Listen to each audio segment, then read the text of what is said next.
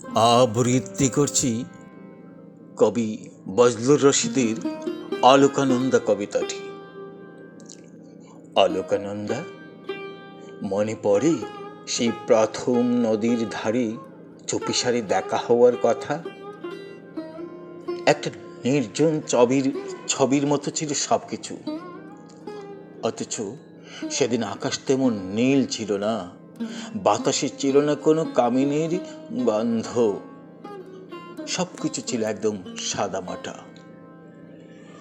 শুধু তোমার চোখের কোণে ছিল এক ফোঁটো রোদ্দুর। আলোকানন্দা, মনে পড়ারও একটা নিজস্ব আলো থাকে। সে আলোয় হঠাৎ দেখতে পাই হারানো দিনের সব রং, যে রং কোনো দিন ধূসর হয়নি।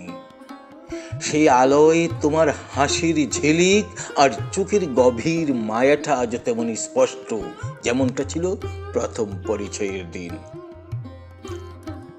অলোকানন্দা, মনে পড়ে গোধূলির সেই সময়টা, যখন সূর্যের আলো ধীরে ধীরে মিলিয়ে যাচ্ছিল ও রক্তিম আভায় ভরে উঠেছিল আকাশ। আমরা দাঁড়িয়েছিলাম নদীর পাড়ে, তোমার চুল বাতাসে উঠছিল আর ভেসে আসছিল হালকা পারফিউমের গন্ধ।